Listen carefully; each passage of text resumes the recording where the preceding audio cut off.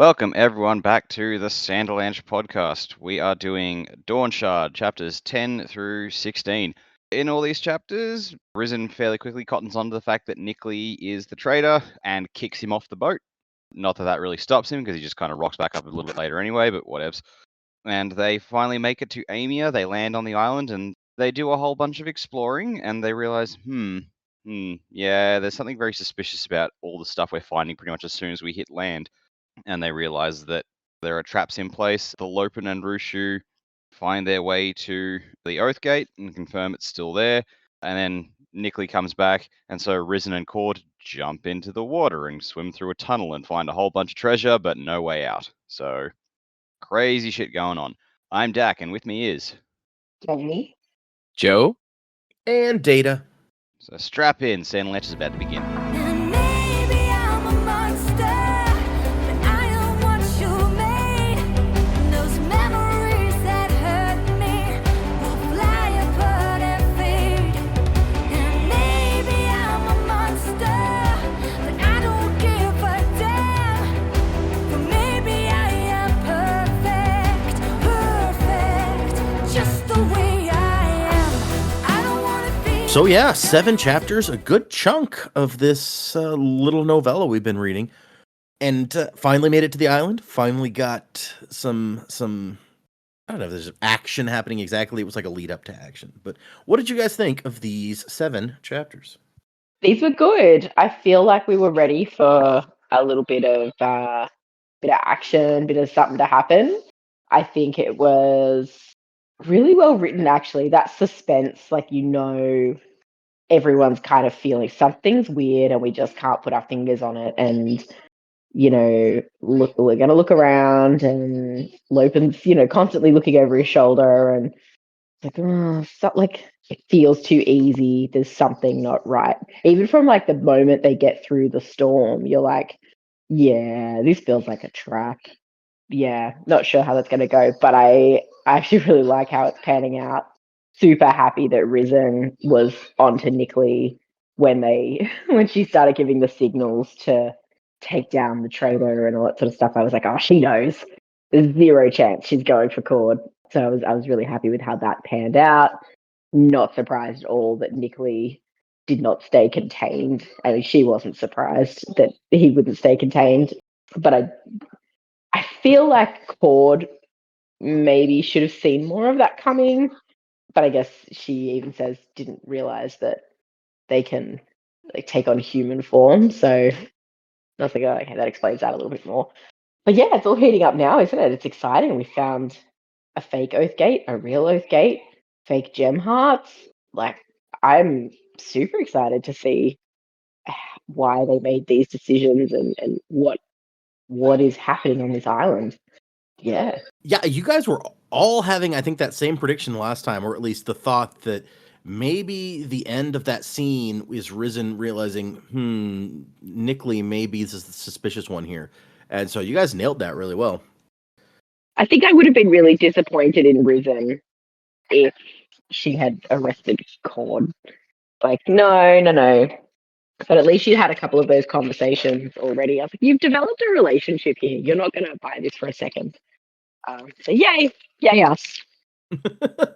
Well, and yeah, she's like the trade master. She's the one who's supposed to be like very savvy about interactions with people and stuff like that. So I like that she spotted that too.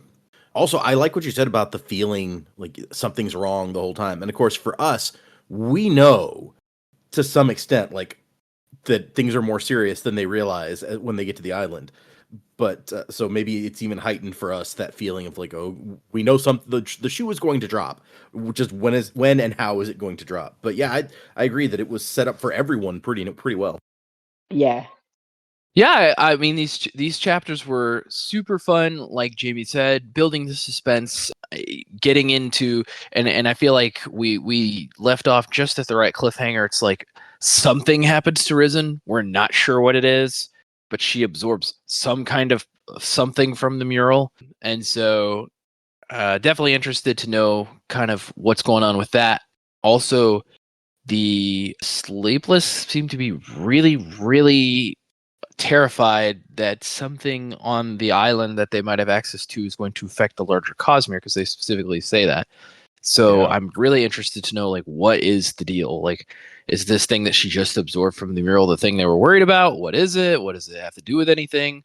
Normally when we hear disembodied voices speaking into people's brains, they end up not being super great. So that is a little like, ooh, what's happening? That may Yeah, not be that's good. rarely good, right? It's rarely been good in the Cosmere when you hear disembodied voices in your head. They're usually not nice guys. They're usually trying to coerce you into doing something you shouldn't do. So hopefully that's not the case this time, but we'll find out. I was trying to think So, of yeah. if it's ever been good. I guess like the Stormfather was like that for Dalinar, and you could call that one a good one. But I guess he was real for a while. He was real, real jerky. He's just kind of like, I'm not telling you that. I'm not telling you that either. But you're right. I guess technically on Roshar there have been occasions where speaking to Spren, right? It's like, and in all actuality, like, we know, even though it sounds like a disembodied voice, it's like we know the Stormfather is like, we know what the Stormfather is, right? Like it's Right. it's a primal force Spren that is on Roshar. So we know like where that disembodied voice is coming from. But unlike, Ruin and other things, we're like, whoa. So yeah, I really enjoyed this. This whole novella has been really fun. I'm almost sad to see it end so soon, because I know our next section is going to be the end, and just like always, there's still like a lot of questions that I feel like Brandon is not going to be able to address by the end of the novella.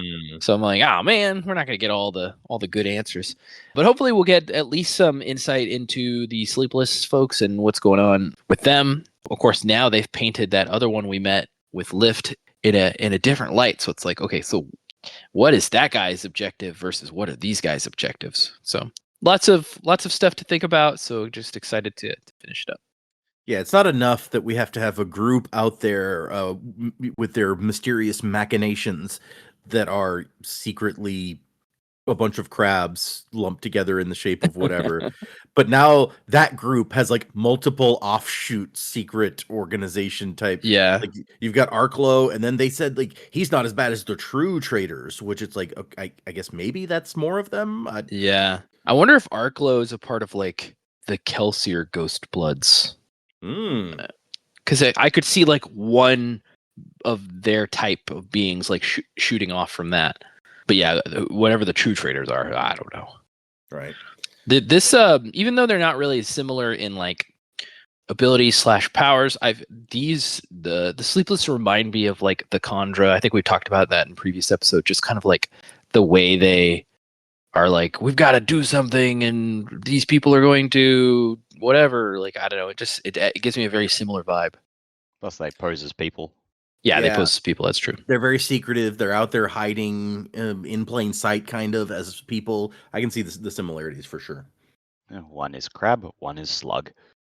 Yeah, one is goop, one is I guess I'd never thought of them as slugs before, but I could see where you would go that direction.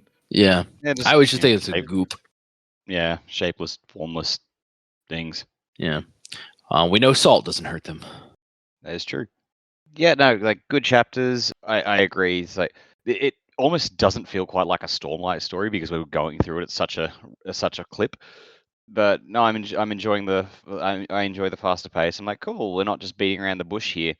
I had a feeling it's like, oh yeah, we talked last week. Yeah, she's gonna click to the fact that Nickley is the traitor, and I thought to myself, it's like, well, it's not really like Brandon to like reveal a secret like that to the audience and then keep it a secret to the characters for very long. And then as soon as I thought that, I thought, no, wait, that's not true. We had an entire book where everyone's like going, who killed Sadius? And then Adelin's like, yeah, it was me, Dad.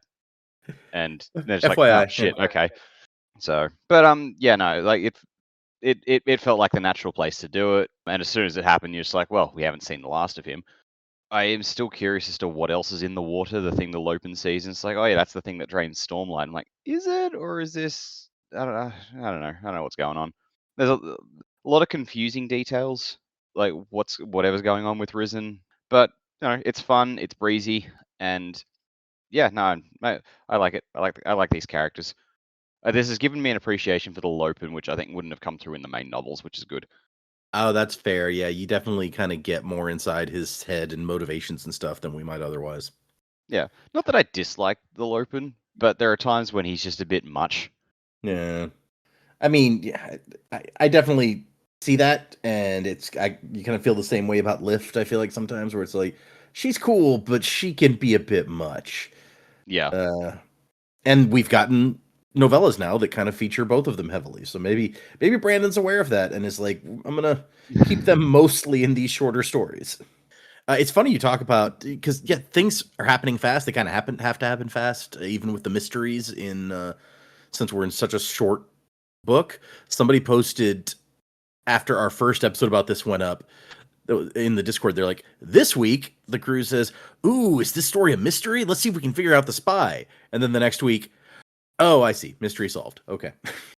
And again, that happened to us all the time, especially in like Mistborn OT, where it's like we make this grand prediction of I think this is going to happen in the next chapter. That literally happened. We're just, with little fanfare, and we're like, oh, all right. Alrighty then. Yeah. But it we talked about last time also, given how long in these Stormlight books we generally have to wait for answers, it's kind of nice to get them so quickly. Yeah. But yeah, I feel like with comic relief characters especially, it's nice when you take a moment and you get into their head and you're like and you see the depth of the character rather than just like the jokes, which is normally what we get from Lopin. Yeah. I like being inside Lopin's head just because it's like you see the motivation behind what he's Mhm. doing a little bit more. Because I feel like with Lift, you didn't really see the motivation because she's like wild kid, just like spewing stuff, and it's like to the outside, that is kind of what Lopin feels like sometimes. But now it's like, oh no, he's like this is kind of calculated. He's kind of doing this on purpose to be silly, and like he Yeah. knows that he's being that way. But that's just kind of like how he is. So I kind of liked it. It helps us get kind of in his head a little bit and be like, oh, okay, this guy's an adult. He knows he's being silly. Yeah. But like not in a really obnoxious way like Wayne was. Right. Yeah. Mm. Wayne was, I feel like, was more of like closer to a Lift in mentality character. It's just like you're in his head and it's bonkers bonanza. And like Lopin, I feel like is actually kind of more of a normal guy that's just kind of goofy. Yeah. Yeah, I'd say that's a good way of putting it. No, that's fair. Yeah. The part of the thing about Lift is yes, she's chaotic, like you're saying, like she feels like a very chaotic character, and even in her head when she does crazy stuff, it's kind of like because I want to do crazy stuff. She's also a kid, so like you get it. Yeah, Yeah. but there are times with Lift where like she gives this reason in her head, which seems kind of a silly reason, and then as the story progresses, you find out, oh no, even in her head, she's not telling us the truth about why she's doing these things, and those are the moments where you see her emotion, like the depth of her character come out a little bit too, and it's like, oh, that's sad. So yeah, it's also different to be in a character's head when they're lying to themselves. So all right, I guess let's get into these chapters. So we left off with Nick Lee really hard selling Risen on Cord being the bad guy here. And so we come back and Risen is making her way around the ship with her newfound freedom. And it's very awesome. They lift her up and she can move about. I would be terrified personally. Like she mentions it, like the ship's going to turn one way and I'm just going to keep going the other way or something. But it seems to work out. And then Nick Lee goes below decks. Risen notices this. And it says Cord took up her position near the prow. And so we know Cord's not down there. Nick Lee is. And they've come within sight of Amia, some of the landmass of Amia. So they're approaching their final destination now. And she has this conversation with Cord, Risen does, about like, why are you here? Like, I get why the Radiants wanted you here, but why did you agree to come? And she says, she talks about not wanting to leave the peaks, but they had to leave to join her father. And now what she wants, why is she on this trip? She wants treasure. And Risen's like, wow, just treasure. That's it?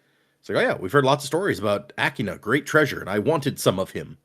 And Risen's kind of disappointed. Like, I mean, I guess that makes sense. People want to be rich, but I kind of expected more here. Do not seek the treasure.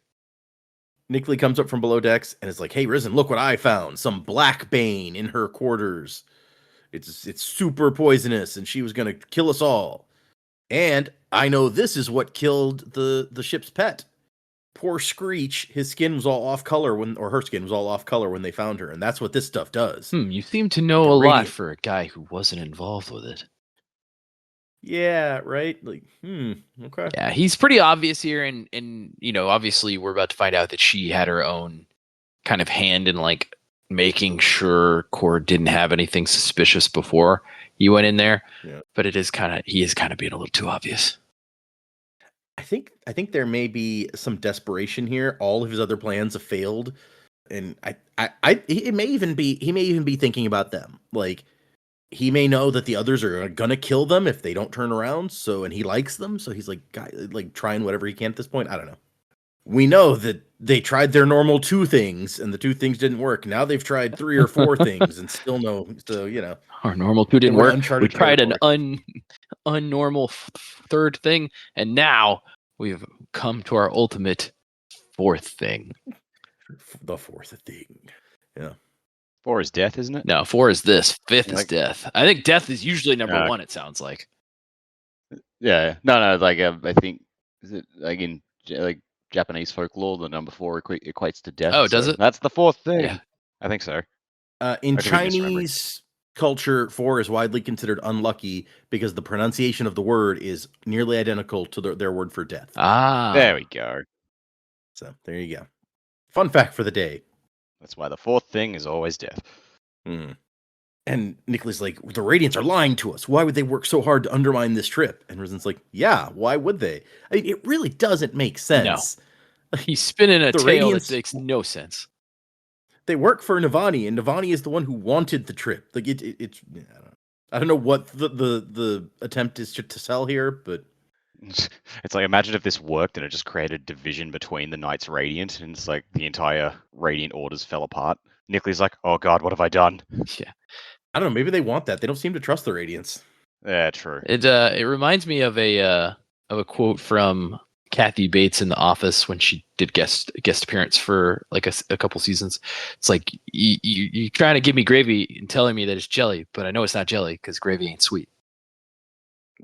It's like, yeah, it doesn't make any sense what you're saying. You know, I it like works that. because That's a Nicholas fun like, quote. I'm a good cook. I'll make you some sweet gravy. You just wait. And the armsman is like, okay, is it time? And she's like, yep, take him. And they grab Nickley. It's like, what's going on? I revealed the traitor to you. What are you doing? And she's like, yep, you sure did. Traitor. He's like, ah, damn it, been found out again. And when she starts to explain, it really does seem obvious, where she's like, Nickley, of everybody on this boat, you are the only one constantly trying to get me to turn back. And then when you saw me searching for a culprit behind it all, you were like, I know who is behind it all and manufactured one. Like, it really does seem a little much. Yeah, she's just like, damn it, Nickley, you're acting like a Scooby-Doo villain over here. And Just pulls off the mask and it's just all crabs. yeah, it's just crabs all the way down. There's not even a mask, actually. That's the worst part. She just like It just rips the face yeah, off. and it's just like turns her hand just is covered in crab. She's like, ew, what is this? Gross. And it's like, yeah, I had Kistlid, I can't even say his name, the armsman. I had him search Cord's room yesterday, and this bag that you've magically found in her room today was not there. So, and then you just started claiming expert knowledge of how it was used to kill the ship's pet, despite the fact that you didn't mention anything about this when you looked at the ship's pet in the first place. It's like, yeah, okay. And then they think like, oh, maybe she's one of those like enemy lightweavers, so they let Chiri like try to eat. Or I keep calling Nickley a she. I've done it multiple times. Like the name seems feminine to me, and so I keep doing that. But he's a he. They hold out Chiri toward him. And it's like, nope, not eating any light off him. Okay. Do the sleepless even have gender though? Are we misrepresenting them? That's an interesting point. I feel like I don't know. Well, they made I don't remember.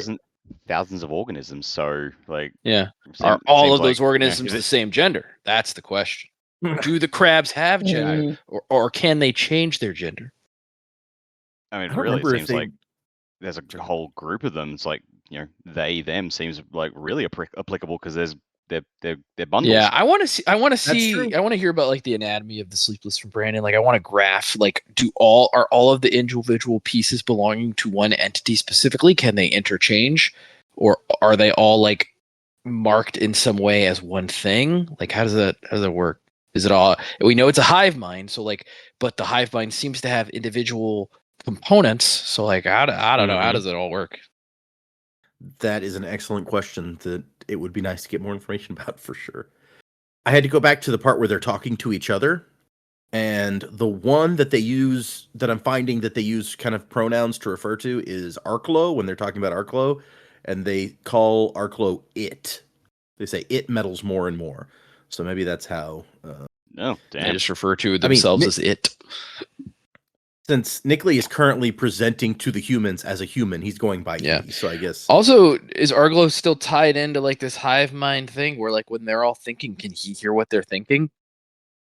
Also, good question. I don't know. And can they hear what the traders are? Basically, I don't know. I feel like you can't be a trader if everybody knows what you're thinking, right? Because it's like you're betraying your intent to betray.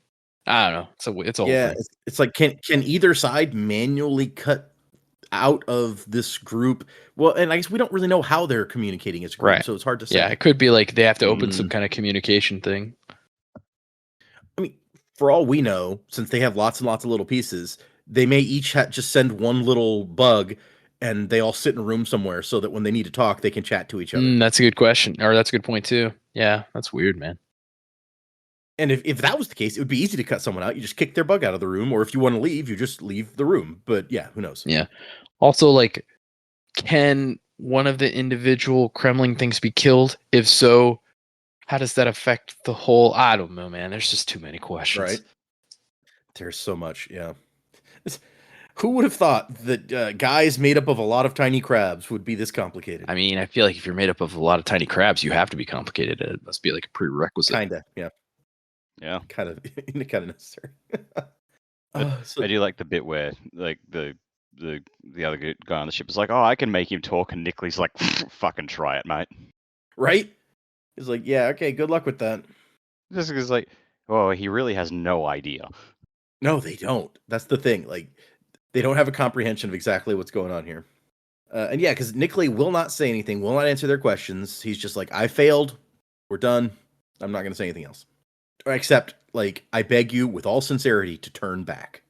And so, yeah, they decide this isn't a fused. It looks like a regular person. Cord hadn't seen any weird sprint around him, so it's probably not, like, to do with that. Also, Nickley has an assistant called Plamry, who I feel like we have not heard about until now. I don't remember them mentioning this person. I was confused about that too. I was like, is this somebody I should already know? Because I don't feel like I know this person. Yeah. Maybe it was This like, definitely felt like new information. yeah, maybe it was mentioned in like a one-off thing, like one time, and it's like, oh yeah, that guy. And so Risen says, Radiant Lopin, I want you and Huio to fly our captives to the main island, lock them to something convenient that you find, leave them food and water, and then come back. We'll send word, and people will come out to collect them. He's like, all right. And even as she says it, she's like, I fully expect Nickley to get away by the time that they find him, but we got to do what you got to do. Like, what else are we going to try? And I love the note that they find the annotated recipe book that Nickley had, and another bag of poison. Humans prefer salt in abundance, is one of the notes that was made, or cook longer than you think will be required, as they often eat their meals mushy. Made me think of The Simpsons, like How to Cook for Humans. Yeah, right? It'd just be disturbing if you picked that up and not knowing that Nickley is not human. It's like, what? What a Who weird are way to you? say that.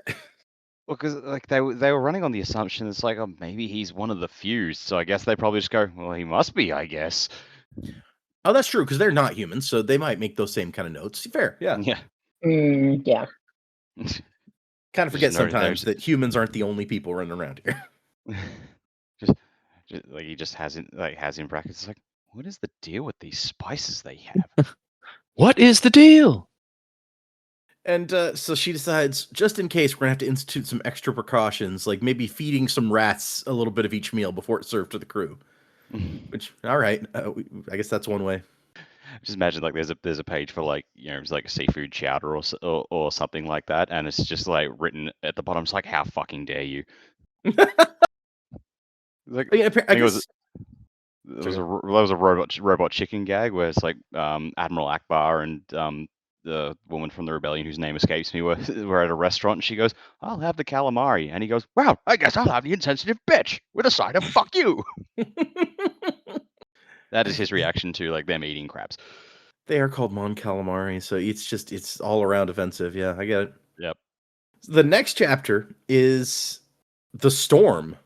Is it all like almost all the storm around the island there, and it's from Lopin's perspective, where he's impressed. The sailors are as they go into the storm, they're doing an amazing job. But also, I don't feel like we knew this about from the last time we saw them, but it's like, oh, you can't just fly through the storm. What they do is spiral around, gradually getting closer on each pass until they get to the center of the storm, which just sounds like there is no way you could spend more time in the storm than that. So pretty terrifying. Yeah. I guess that is going with the flow rather than trying to force through it. Yeah, and I mean, they know what they're doing, so they make it, And they're like, Lopin, you might want to go below decks. It's going to get wet up here. And he's like, nah, I'm good. I won't melt, Hragos. And he's gotten to know these guys over their trip. It's like, that guy has 6 daughters back home in Thalen City. Always eats with his mouth open, but always shares his booze. So, good guy. And there's very detailed descriptions of how amazed he is about this storm. It's like enormous walls of water that they're crashing through, and wind and waves just everywhere. And he just kind of stands up there looking, and we don't know why at first. It's like he's Lopin, he's weird, he's going to hang out up here. And then there's the part where they start, competing. Like, oh my gosh, we went through a high storm out here, Lopin, you wouldn't believe it, waves as high as mountains. And he's like, you haven't seen anything. I was in a place where the Everstorm and the high storm met, and rocks were flying through the air like giant chunks of land. Ruined by storming trousers. And the captain's like, okay, that's enough. I don't have time for you two to compare sizes. And then a wave washes over the deck and knocks Vlixum off into the water. Oh no, I'm sorry, Turlum. Vlixum was the guy who was comparing storms with. Yeah, because I totally know the difference between those guys. Yeah. Turlum's the guy with 6 kids, man. Might as well be Doug's again. I feel like these names, and I don't know, maybe we were spoiled interest with Doug and the simplicity of Doug and multiple Dougs. But these names, I'm like, is Brandon just attempting to remove all vowels from these? I don't know how these are supposed to go. Yeah, I could really go for some Dougs again, for sure. Give me the Doug. But it's just Thalen names, Risen. It's hard to say.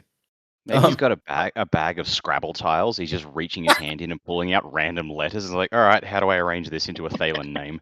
You got to do it somehow, man. That is actually how my sister suggested we name our firstborn. So then she proceeded to send me examples, and they were not good. They were not good.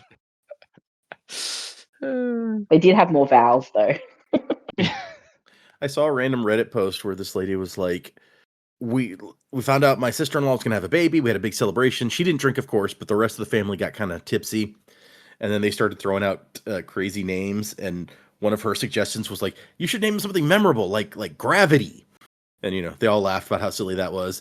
And then the baby was born however many months later, and her mother-in-law messages her, and it's like, she fucking did it. And she's like, wait, what? She named the kid Gravity. Oh no. Oh boy. People, man.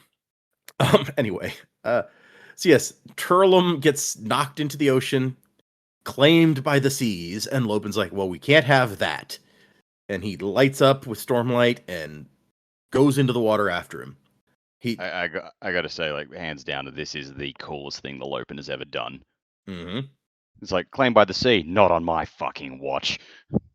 Yeah, I mean, he's one of the Windrunner crew, but I don't know that we've ever seen him do Windrunner stuff of trying to protect other people. And this is not only that, but it's extremely badass. Yeah. And it says that he's been practicing, doing scouting runs to make sure lashings worked underwater and everything. And so now is the time it pays off. And not only that, he has Rua down there who can help guide him towards stuff because Rua doesn't care about the wind and the waves. And so they get a hold of Turlum and they bring him back out and back onto the deck of the ship and then lashes him in place so he doesn't go sliding off again. And they're all like, holy crap, you saved him. And he's like, yeah, it's kind of our thing. Like, that's what we do, you know? And then he looks around and everyone's so happy about this. And he realizes like, oh, they just expected that they would lose people. Like they just went into this storm knowing that's going to happen, to the point that there were people under like below decks who were ready when they lost somebody to come up and take their place. And so it's like, that's kind of sad. And he's just like, well, no, not while I'm here. They're not. You don't let your friends drown in nameless oceans during a frigid storm. That was sure basic friendship rules right there. Okay, yeah, being the Lopin's friend has some benefits. Yeah, I mean, look, that's the thing. Is the Lopin being silly? Yes, but is he also being like, yeah, you take care of your friends? Like, yeah, he is. He's a good dude. Yeah. Also has a few more abilities than your average Joe. Right. That helps. And then he goes up to the captain and with her permission sticks one of her feet to the deck so that she can stay steady. And she's like, wait, you could have done that all along? Like, I saw you struggling to stand up earlier when the waves were knocking us back and forth. Why didn't you just stick yourself down? He's like, that didn't seem sporting. All right, man, whatever. He says, you keep us going straight, Captain. I'll watch the crew. So, yeah, having windrunners on board, for sure, useful. But that's also when Rua spots something dark in the water. And he's like, oh, that's the thing, probably the thing that ate the Stormlight out of the windrunners before. And Lopin's like, how can you be sure that's one of them, Nako? And it says Rua simply was. And Lupin, I keep doing that. Lopin trusted him. Rua would know about this sort of thing the same as Lopin knew about one-armed Herdazian jokes. And then I love the note that if he has to watch himself if he goes in after another sailor, because if that thing grabs him while he's in the middle of the storm in the water, well, he'd have to learn some dead Herdazian jokes to tell in the afterlife. Solid Lopin burn on himself. Yep. It's good to know how accepting that he is. He's like, well, I'll need some new jokes, that's all. He's going to find earless Jacks in the afterlife and just like, oh man, I'm ready for you now. And he saves like a couple more people, or at least one more person, before they make it through the storm, but they eventually do. I like the second guy, he's watching so closely, he grabs him before he even hits the water. So this is nice to have. And they make it through, and it's like, we made it. And it's all calm in here. Like, what the hell? And they just happened, I guess, to come across the same spot that we saw that last ship hit, because there's all those big stone spikes, but conveniently there's a big gap right in the middle. And on the other side, there's no. I did wonder if the Amians were going to plug that hole. Evidently not. Yeah, I mean, I guess we don't know for sure that they can. We don't know how long ago the spikes were put in place and by who, but yeah. And the captain, the chapter ends with the captain being like, well, hell, the place is real. Wow. And so the next chapter starts with Risen like, we're here, Cheery Cheery, I brought you home. But whatever is here that's supposed to make Cheery Cheery better, he doesn't seem to know it. Or she, I forget if Cheery Cheery's a boy or a girl offhand. And so they make a plan. They haven't seen anything. There's men with spyglasses watching the island, but so far nothing happening, nothing suspicious. And but we are getting lookouts report a bunch of gem hearts just lying on the beach with shells of fallen beasts. So it's like, okay, let's send an advance party in to kind of scout things out, and then we'll go from there. And Cord sees a bunch of those Luxspren hanging around over the island, or not actually approaching the island, above them in their ship. See. And she's like, Radiant the Lopin and Ardent Rushu, I assume you two will want to be on your secret mission? And they're like, oh, crap, she knows about that. Yeah. Sorry, we do have a thing we're doing. And so they're going to send this advance party to make sure everything's safe before we send the non-combatants. And then Lupin, damn it. Then Lopin, Huio, and Rushu all jump in the boat, and Rizen's like, Ardent Rushu, I suggest waiting until we're certain the beach is safe. And she goes, a fine suggestion, but don't worry about me. And she's thinking, well, I guess technically I'm not Rushu's boss, so I can't exactly order her around, but whatever. And then the Luxspren come low, and Cheery Cheery starts chirping, and then the Luxspren dive. It says they begin to move more quickly. Risen loses sight of them. Cord gasps, and then Cheery Cheery dives into the water. She followed the Spren, Cord said. Something is happening. Something is odd. And the captain's like, did you know that they could swim? And Risen's like, no. I hope it can swim. It jumped in the water. And now she's all sad. Like, what if Chiri doesn't come back? Yeah, it is sad. And then Risen says that she's going to wait here and see if Chiri returns. And it is she. So Chiri's a girl. Please bring me word from the shore party after they've inspected the beach. And Lopin we cut to him in the next chapter, all dramatically standing in the prow of the boat, like a George Washington crossing the Delaware sort of scene. Just imagining the Lopin doing that. Even though he's had 2 arms for a while, I keep, like, in my head, I just keep imagining with 1 arm. Understandable, I think, And then he has a whole conversation with his cousin. It's like, can you believe this older cousin stepping foot on land no person has ever visited? And Huey is like, dude, there's a city here. It was literally one of the capitals of the Epoch Kingdoms. It's like, okay. But there's probably a portion no one's ever stepped on, right? And Huey is like, no, given the population numbers and lifespan, no, probably not. He just keeps crapping on him. He's like, But the thing is, like, I don't get the impression that Huio is like intentionally trying to bring him down. He's just like scientifically that doesn't make facts. sense. Scientifically that doesn't make sense. He's like, Which makes it all the better when later on Lopin's like, so Rushu, do you think I could say that, like, no Herdazian has ever set foot on this land before? And she's like, oh, well, certainly. Herdaz didn't exist back then. It's like, yes. All right. I got something going for me. But as a retaliation for bringing him down, Lopin's like, cousin, do you know why it is people stick you to the wall so often? It's like, to judge the relative strength of radiance by oath level, measuring the duration of lashings. It's like, no, it's because you're no fun. Hey, words hurt, Lopin. I mean, I was like, wait, does everybody stick Huio to the wall? I thought that was just a Lopin thing. Now I'm feeling bad for them. Yeah, it's like, hey, we need to practice lashings. Get Huio. Like, oh.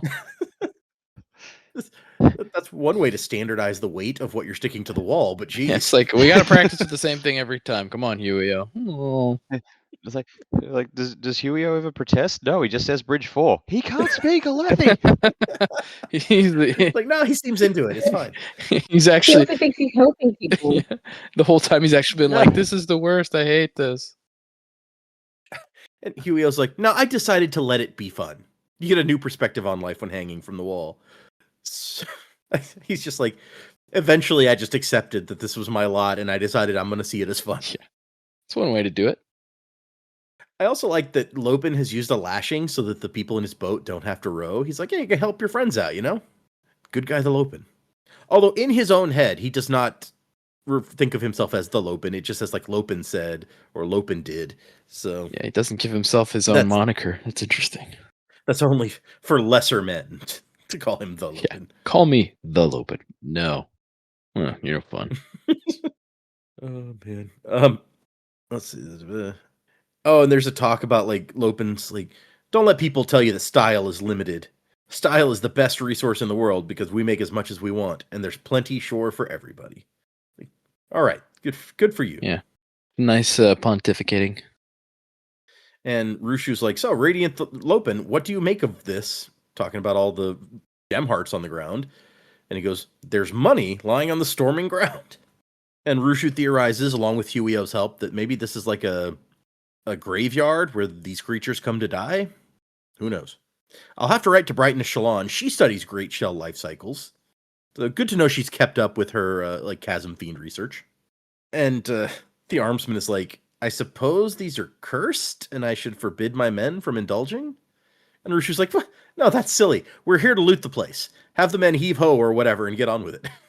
And one of my favorite lines, I feel like, I want to sleep in a bed of boundless lucre tonight. And he's like, aren't you an Ardent and you can't own anything? He's like, yeah, but that doesn't mean I can't lie in a big pile of money. I'm not owning it. I'm just transporting it and enjoying it while I have it. Good for you, Rushu.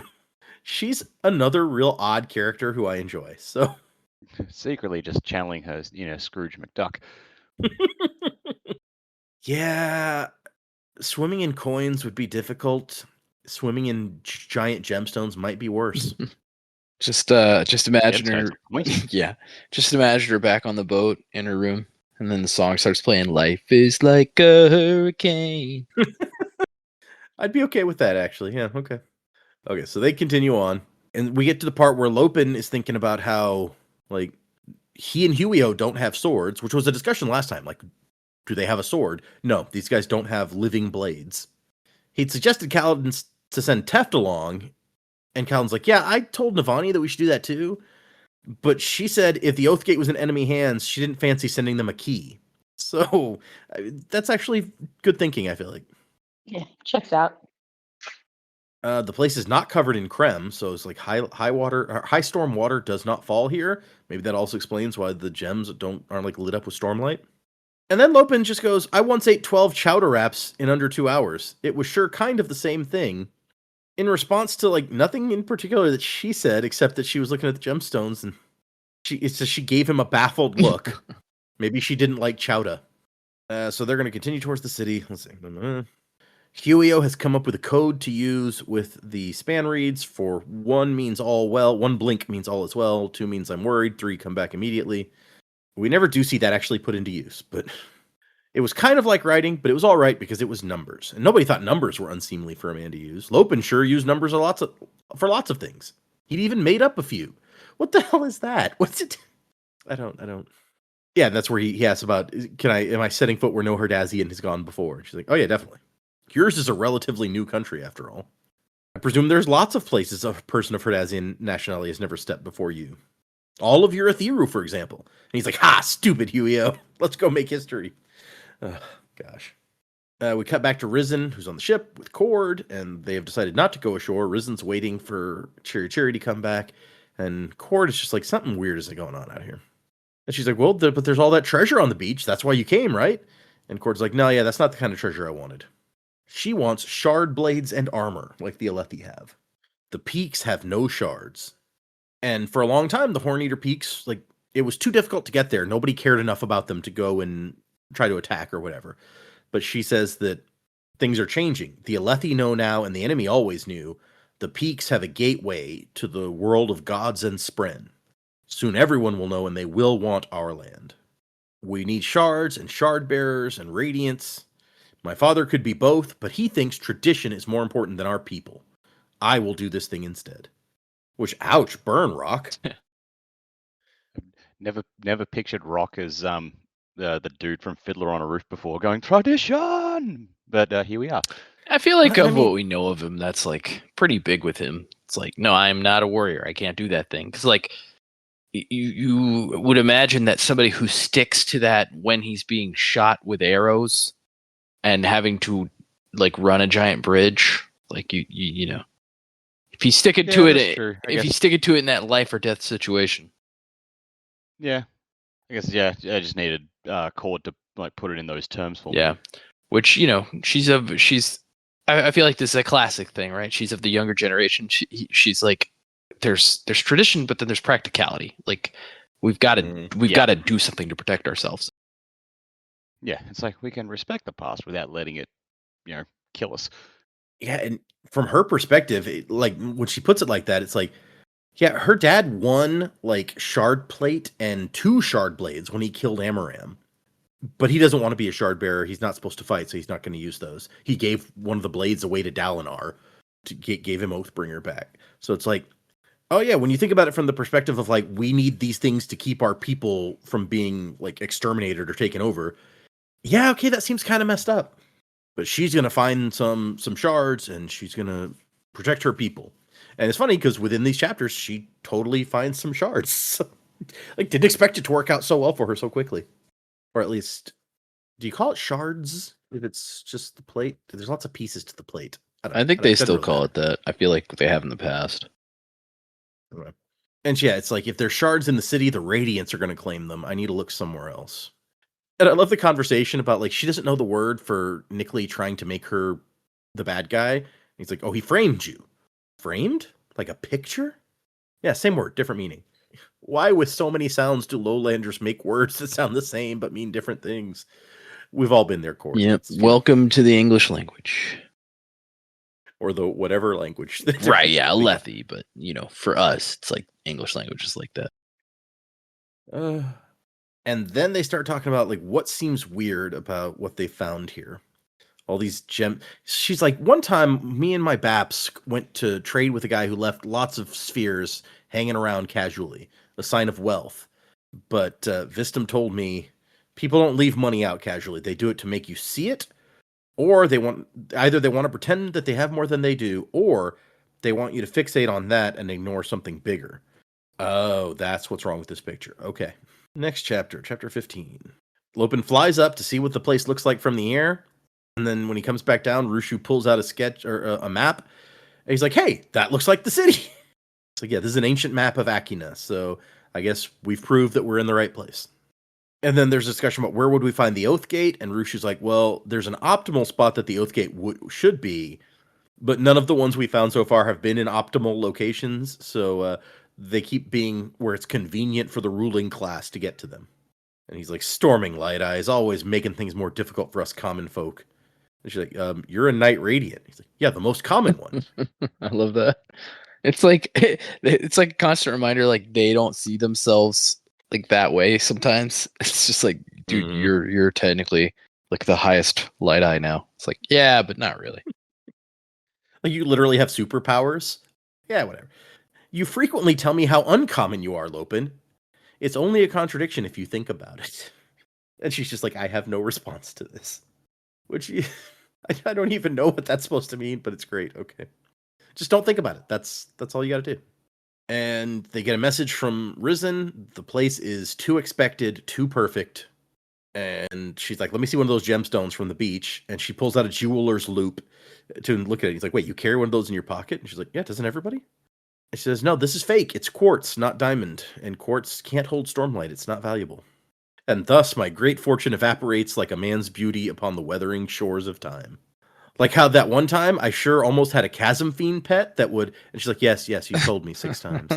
I don't feel like I've heard this story. Come on. I want to know. Don't let us hear the story. Was this recent?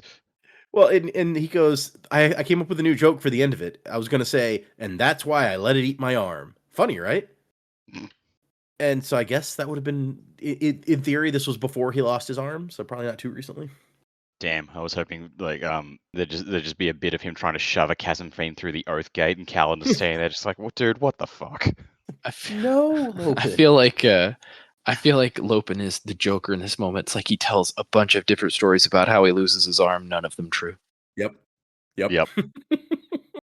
Perhaps they thought we would be so distracted by the riches that we'd be stunned and confused. They did not know that I am accustomed to such incredible sights, for I experience something even more impressive each morning after I awake, when I look in the mirror.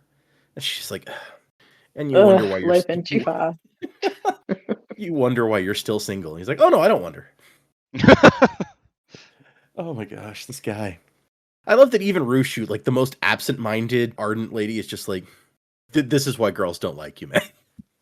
Although now I kind of want to see a Lopin Rushu romance. I'm not sure Ardents are allowed to be here for it. Yeah, probably not. But I feel like at the start, I was like, I don't think that these two would really get along very well. But I actually think they would get along really well. It's a little funny story between the two. I think they're different enough that like they could complement each other well. So they find the Oathgate chamber, but the part that you stick the shard blade in is completely destroyed and broken or decayed away. No way to put the shard blade in, no way to rotate it. And he looks around, he's like, this is fake too, isn't it? The Oathgate on the Shattered Plain sat there, sure, for thousands of years, and it still worked when we found it. This place is better preserved, but the Oathgate mechanism is disintegrated. And she's like, yeah. But Rushu's like, you know what? I bet there's like a secret passage out of here. Like, let's look for a trap door. And sure enough, in one of like the most rundown buildings, they find a trap door that leads down. And she says that it's not uncommon for ancient cities to be buried over time, and another city just gets built on top. So if everything above is fake, the real city probably sank into the creme years ago. And she pulls out a soul caster to get them through a wall. And he's like, what? Holy crap, you have a soul caster? And she's like, yeah, I told Navani that she had to either send me with a soul caster or a blade. And she chose the more boring one. I do like being right, though. It makes my stomach flutter. And so they have to soul cast their way through a wall, and there's a path down to the actual Oathgate. And she's like, wow, they put a lot of effort into hiding this place. But why? And she's like, well, obviously they hoped that we'd find the fake one and then leave, assuming that, you know, it was all lost. And so Lopin actually has some clever moments here where he starts putting stuff together. He's like, so this was like a failsafe. If everything else didn't stop us from getting here, we'd get here, not find anything useful, and leave anyway. Which I guess maybe was the plan that the one of the Sleepless had, where he's like, no, we should let them get to the island. It wasn't to like murder them when they got there. It was probably the better for the long-term plan of letting them show up, find that there's nothing useful here, and then leave, and spread the word that there's no reason to go there. And Rushu's very proud of them. We outthought them. And Lopin realizes, oh crap, you're a genius, Rushu. And she goes, clearly. And he goes, but you're also a storming fool. Let's gather the sailors, stay here, try not to get killed. Because now that they're going to know that their fail-safe has failed, which means they're going to have to try something else. And it's not going to be good. When he arrived at the beach, he found Huio being eaten by a monster. And that wasn't the sort of event a cousin should miss.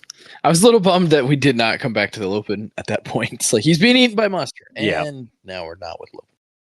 Yeah, we've got a whole other chapter, and we don't come to that.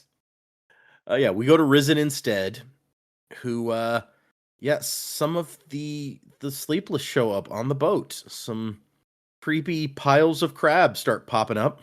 Each one seemed to be carrying a piece of flesh on it. She even spotted one with an eyeball on its back.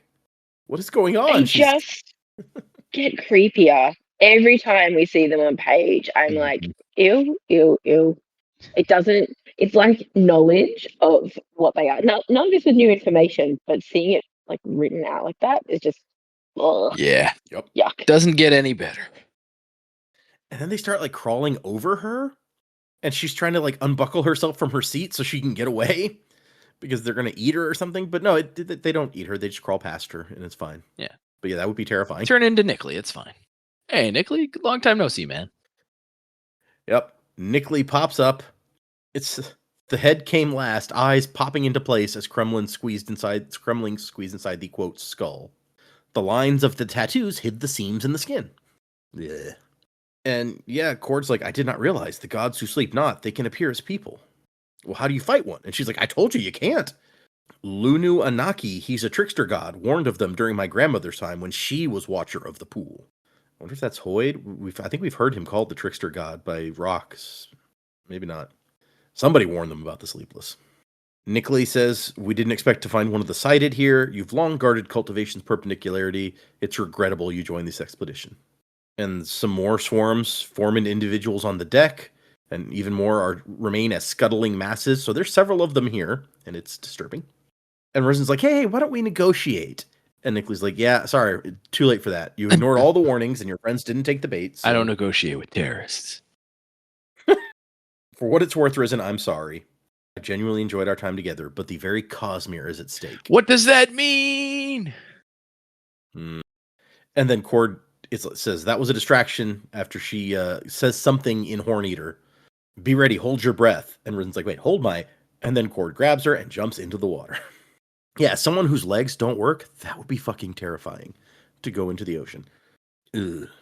Not only that, but she like relives that moment of falling from way back when and hitting the water. Like, oh, this is too familiar. I don't like this. And they swim down, down, down, and Luxbren show up and help them. Kord tells us later on that they push them forward. They help them get through and into this tunnel or whatever is down here. They guided us sped us as we swam. My father has always had the blessing of the Spren. They used to strengthen his arms when he drew the bow of hours in the peaks. I want to know about that. What is the bow of hours? Right? It's too much juicy stuff going on. We don't know what's going on. We're getting teased so much here. And so yeah, they end up in a room under the water, and Kord finds some shard plate. She's like, treasure! It's plate! Oh my gosh! The gods heard my prayers and have led me to him.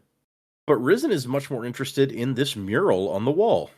It says there's actually murals, plural. People with hands forward, falling through what appeared to be portals and emerging into light. All right. Then they find a bunch of soul casters. 8 in total, which is like crazy riches. Soul casters are super rare as well. And then the mural she gets most interested in, circular inlaid with gold foil, seems to glow on its own. Writing in weird, unfamiliar script.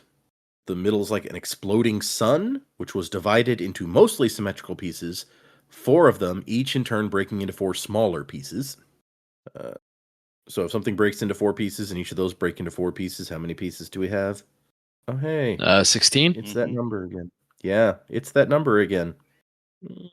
She feels something emanating from it. Resignation, confidence, understanding. You were brought here, she thought to herself, by one of the guardians of ancient sins. And she's like, wait, that wasn't me thinking that, because I don't know what the hell that means. But it somehow makes sense anyway. You were. There are a few of them left, and so the sleepless take up the task. All right. That makes complete sense to everyone, This right? is completely normal. Nothing weird about this. And the mural's calling to her, and Cord is looking for gemstones to charge up her newly found plate. And she's like, yeah, maybe in there, there's some light in that direction. Go look over there. And as she's looking at the exploding sun, the words say, accept it, know it, and then all in caps, change. And she says yes, and something goes into her. Coming from the mural, searing her skull, it joined with her and consumed her. So, okay, that sounds not disturbing at all. And afterwards, everything's fine, except that the mural no longer seems interesting. And she's found a little bit of self-confidence. She's like, I'm not useless. I'm never going to sink into that self-pity again. I'm far from useless. It's time to prove that she deserved Vistum's trust. And that's the end of the chapters. So for next time, we're finishing it. There's 3 chapters and an epilogue left. 17, 18, 19, and epilogue. So what do you guys think? What the hell did any of that mean? What's going to happen? How are we going to wrap all this stuff up? Albert, cliffhanger to end on. Yeah, a lot of information just presented to us that I wasn't expecting to happen in that set of chapters, I guess, from the onset. Look, I'm sort of hoping for Risen that whatever's just happened, she'll be able to walk again. She just wants it so badly. Some kind of investiture. Sounds like pretty high up investiture. Infusing her? I don't know. I think there's probably a lot of significance to that. I would like to think, I mean, we're only a couple of chapters out from the end. I don't know that there's going to be like a big showdown of the sleepless or something. I feel like something has to show up on the island itself to create some conflict, but I don't know. They seem to be preoccupied on the boat at the moment. If this is the thing that they didn't want her to get, well, that's done now. I don't know. Might as well move on. You're probably not going to be able to destroy these people anymore. Maybe she'll be able to use the plate or infuse the plate, and now you've got radiance and all sorts of cool powers to defeat them with. So I think the crab people are probably just gonna scuttle back to where they came from at the moment, not the island, elsewhere. Go back to spying on other things. Cheery, I reckon. I don't know. It's maybe more Spren like than we could give credit for. I don't know. The Lux Spren and Cheery all like hanging out together, and then having them led, like the Lux Spren led them to safety. I don't know. I kind of like to think that Cheery was maybe involved. So I don't think Cheery is gone, but maybe not really kind of in pet form anymore. Maybe like, I don't know, like the equivalent of like a familiar or something could be kind of cool. The Oath Gate, they can't open it, so they're not going to be able to go back through, unless they were able to communicate with the other side and say, hey, open it up, send someone. But it's still locked, I think, from their side, unless Risen is now going to be able to open the Oath Gate. Maybe they could get back to Irithir. Yeah, look, I think all will be well in the end. We're not going to lose anyone, I hope. Yeah, I don't know. There's so much that could happen. When you say it's only 3 chapters and an epilogue, like, there's so much that could happen, but not really a lot of time. And there's a lot that has to be kind of wrapped up. So, more ramblings of a crazy person than actual predictions, I think. Isn't that always how it ends up when we get right to the end of the book, where it's just like, I think so. how on earth is this all going to get worked through? Mm. And there's always so many things like up in the air, so many things happening. I like this idea that the sleepless are, they're doing all this, they're attacking stuff, and you're like, yes, she may have just gotten what they didn't want her to get, so maybe we're done with that part. That's an interesting thought. Yeah, I hadn't considered if that is what they were guarding, then it's done. You failed. Sorry about your luck. I don't. You thought you failed before. Wow. Now you extra failed. So yeah, that could. I mean, yeah. What does happen then? Do they just, like you say, did they just take off, or Yeah, I I don't don't know. know. I feel like they have a reason for doing what they're doing, but I don't know that they would be like the enemy. You know, they're spying on everything. They seem to have the best interests of the Cosmere at heart, but I guess every side thinks they're doing the right thing, Right. don't they? So yeah, you never really know. There's a bit of information there that we're missing that would be nice to fill. It would be nice to have information. I'm not going to disagree with you on that. Okay, fair enough. Yeah, there, like I said at the beginning of the episode, a lot of questions here, not a lot of answers just yet, and I don't know that we're gonna get all the answers by the end. I have been thinking, kind of while we've been talking, going through things. Like, yeah, there's obviously some significance with whatever it is she found. She absorbed something, and so I was trying to kind of think like what could that be, and it didn't really like come. I didn't come up with like an interesting theory until Data you mentioned like 16, and that's like that's a super important number in the Cosmere. I'm like, wait, 16, okay. Got some kind of mural with 16 pieces, and then she absorbs, I guess, like the whole thing, right? So like what? So I was trying to be like, how massive is this power? Because at first I thought maybe, oh, maybe this is gonna make her a radiant or something, right? But I don't know. It seems almost bigger than that with the 16 thing. So then I was trying to figure out like what could that mean? And then I started thinking about like the novella itself. And it's like it's called Dawnshard, but we don't know what Dawnshard is. Mm-hmm. Like I it says shard in the title, so that makes me think it has something to do with a shard.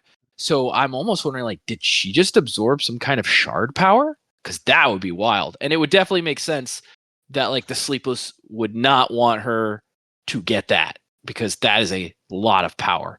Yeah. And if they don't trust humans, then like that is something that could be a major issue with them. And so just thinking through like all of the pieces that we have so far, I feel like we don't have enough information to say that's what happened. But with you talking about 16 pieces and other things like that, I feel like that's as good of a guess as I could make at this point. I would say I don't know what that means for the story as a whole. Does that make Risen a much more important character going forward in these books? Like, is she going to be a main player in the rest of the Stormlight books? If so, like what shape does that take? What does that look like? So, but yeah, that's like the best I've got right now, especially since we haven't really heard or known what Dawnshard means, what Dawnshard is. That's kind of like where my head is at this point. So, but what does that mean for the end of this novella?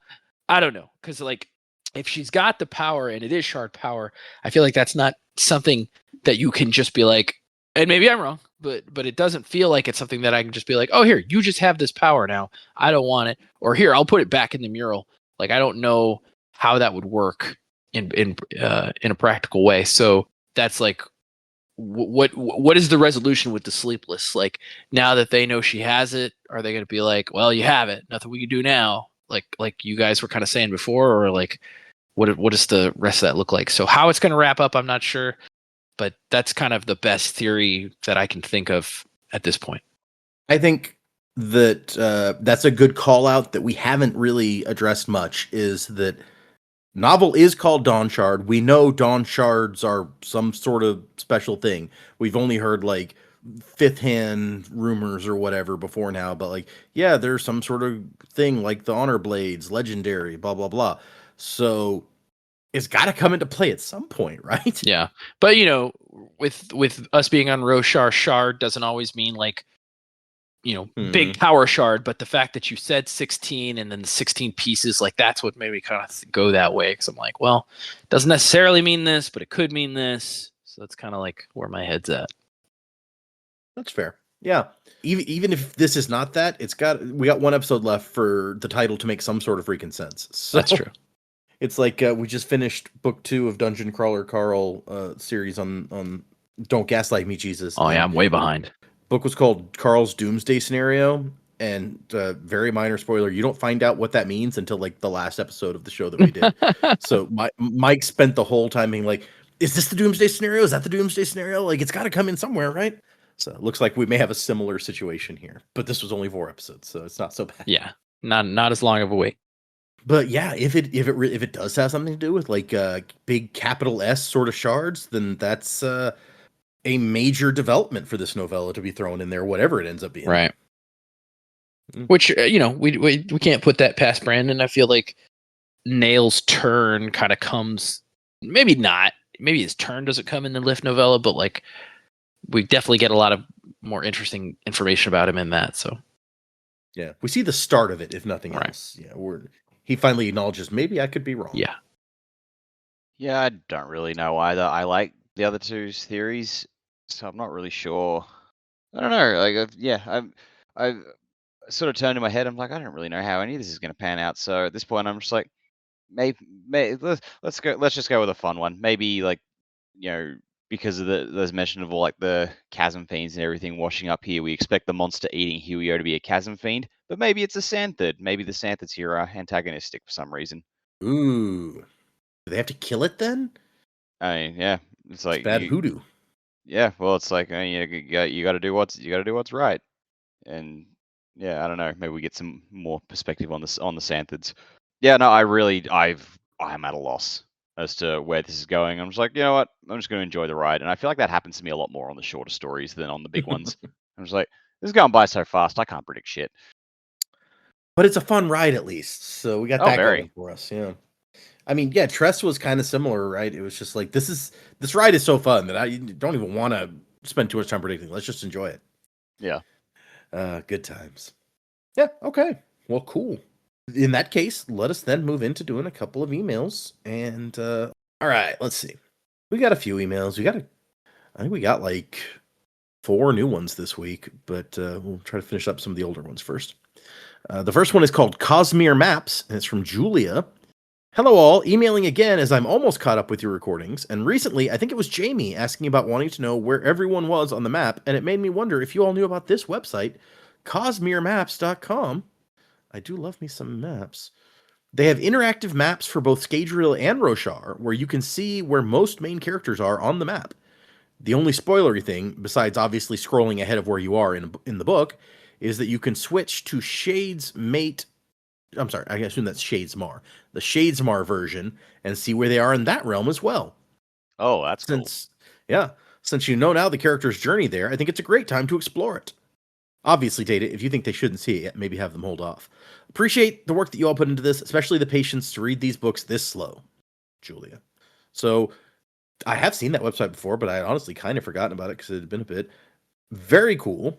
Thank you for sending us that, Julia. I think I'm going to look more closely before I say whether you guys should be looking at that, but that is kind of neat. Oh yeah, it goes like chapter by chapter. Where are these people in each chapter of a book? That's pretty a great cool. idea. Yeah. So much work somebody put into that. So yes, I'm going to take a closer look at that and then share it with y'all later, maybe. Our next email. Where on earth? Oh, okay, sorry. I responded to part of this, and then it split up from the second part of it. This one is from Michael. I've been listening since the original volcano theory, and it's been a pleasure as you all have worked through the Cosmere. My jaw still drops when you guys make an accurate prediction early. Joe made me a soother way back when. Aren't I good? I'm like Breeze without the alcoholic nature. I'm with you all on Tress not being a good place for first-time Cosmere readers. I feel like that ending would be very weird and almost Deus Ex Machina if you didn't know about the Cosmere. I wouldn't recommend any of the secret projects for first-time readers. Also, Data's slip of the Vasher reveal is my all-time favorite moment. I burst out laughing at work and kept replaying it. The initial recognition by Joe of his slip and Data realizing he couldn't weasel out of it was hilarious. And then Joe totally had a brother gotcha laugh. High comedy. Yeah, I forget about that sometimes. That was a good moment. Because you've been so good. And I wasn't making fun of you, but you've been so good throughout, like, the entirety of us recording. Like, it was bound to happen at some point, but it was just awesome. I mean, it's not the first slip, but it's probably the first slip that I couldn't find a way to cover up. Like the one time early on in Way of Kings, I like said Syl's name and then like turned it into something else because we didn't know her name yet. Oh, I don't remember that. That's interesting. Yeah, so you know, that was the first. I had to, after I read this email when he first sent it, I had to go back to listen to it, and it's like I go off on a whole tangent. It's like, yeah, and Vasher said blah blah blah blah blah, and then I finish what I'm saying, and then Joe's like, wait, what? Yeah, I think everybody noticed. At least I know me and Dak did, because Dak was right on my tail. He was like, wait, what? Who did you just say? Yeah. And then you can hear as he says, you can hear me. Like there's a pause as I'm thinking about is there a way to cover this Can now? I get out of this? And then you're just like, oh shit. And then I He's very like, sadly backpedaling. yes, I very sadly just go, damn it. Oh, It's, That moment was so good that when it came out, we listened to it again Yeah. because we were like, yeah, that was funny. yeah, that was classic Data. Yeah. What was the other thing he said I wanted to comment on? Go back. Tress not being good for first time readers. Oh yeah, 'cause the he ending said would be like a Deus if Ex you Machina. didn't know about the character, it would seem Deus Ex Machina. It's still Deus Ex Machina, whether you know about the characters or not. Like it's And we talked yeah about that a little bit, I think, in the final episode. yeah it's Deus Ex Machina, no matter how you slice it. He ends the email with a question for you all. As I won't ask you to rank all the books, though that'd be fascinating. What's like a general top 3 of your favorite Cosmere books? Mine would be The Way of Kings, Words of Radiance, and Hero of Ages. I think we've had this discussion a little bit before. I feel like as we get further in, we kind of readjust and rethink about it. Yeah. I'd say, I don't know, I'd say just by me ranking the books, I would have to say that the 3 Stormlight books we've read, I've ranked them the highest because I like them the most. Yeah. Even though I do have issues with pacing, I would say that those are probably my favorite. Although Tress is coming in at a close like 4th. I really liked Tress. I maybe didn't rank it as high as some of the other ones, but I really enjoyed it. Yeah, as individual standalone books, I think still Alloy of Law, Oathbringer, and probably Hero of Ages, but yeah, Tress is definitely encroaching on that territory Fair. Yeah. for a top 3. I would agree. Oathbringer, I really enjoyed, and like some of the issues that we've had with pacing and flashbacks and things like that. I liked how it all tied back in. So I would say Oathbringer is probably still my favorite.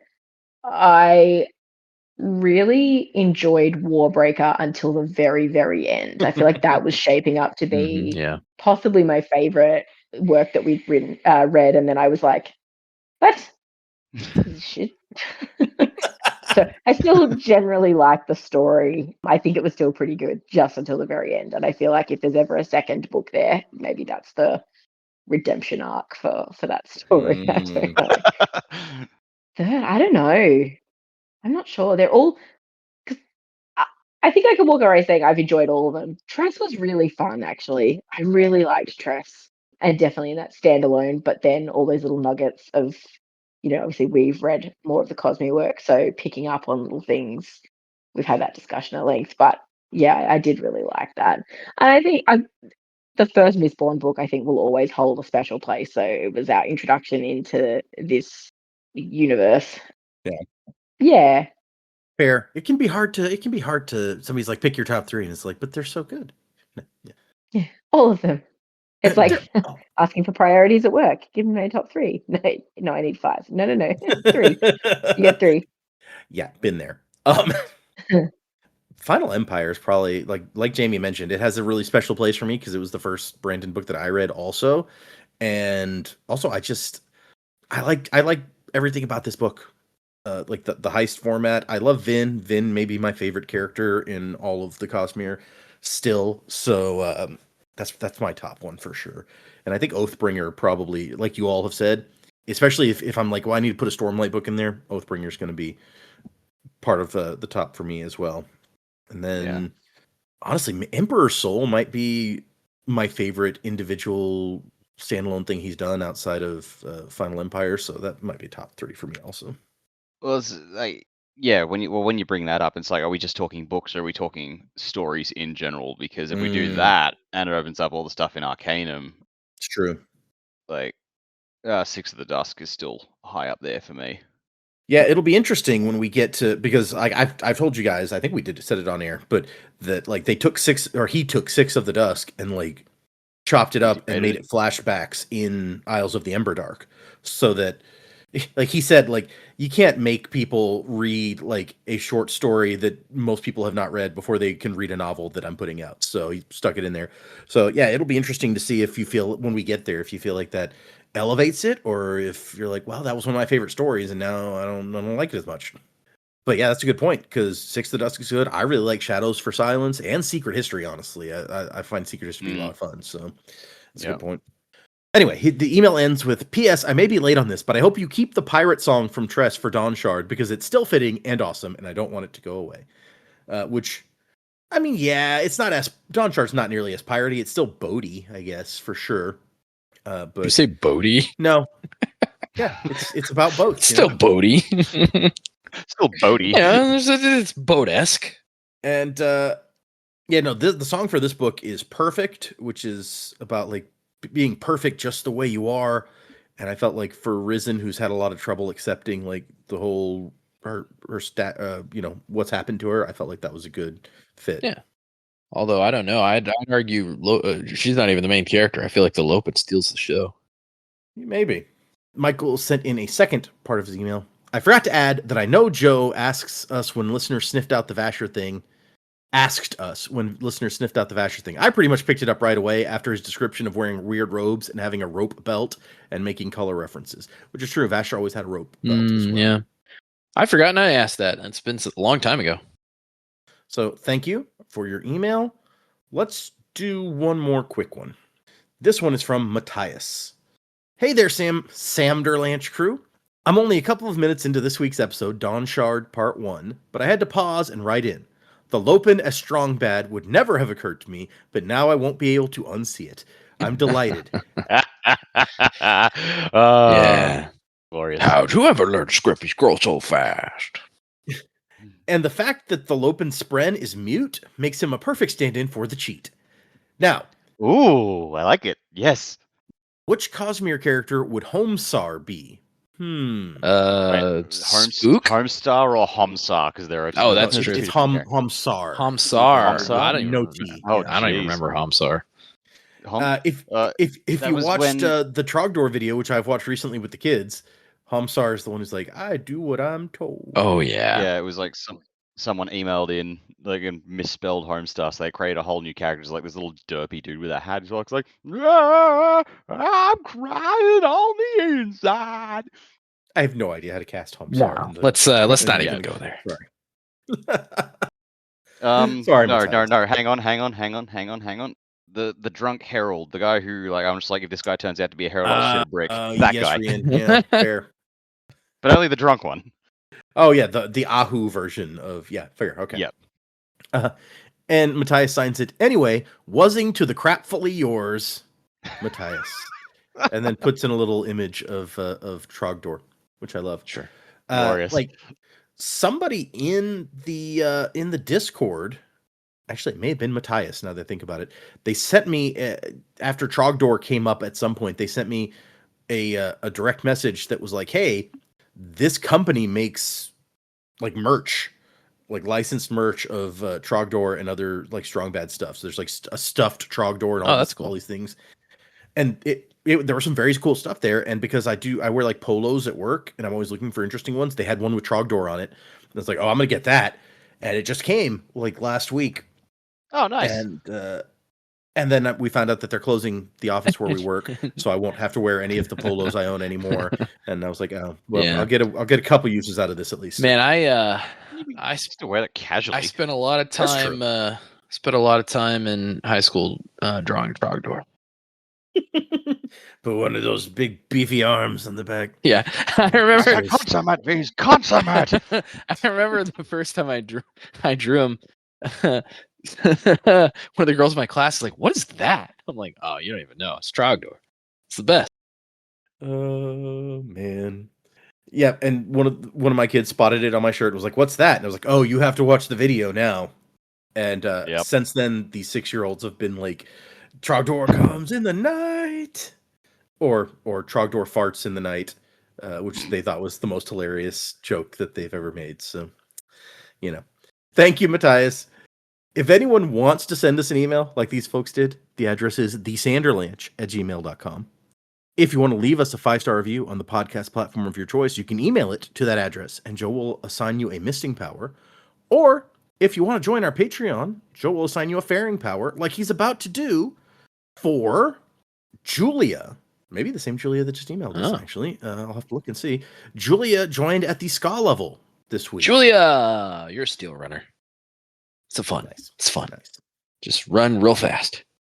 You're like, I read an email from Julia, right? I had to look it up. It is the same Julia who emailed us about the maps. nice. So there you go, Julia. Enjoy your I almost said radiant power. Your faring power. Yeah.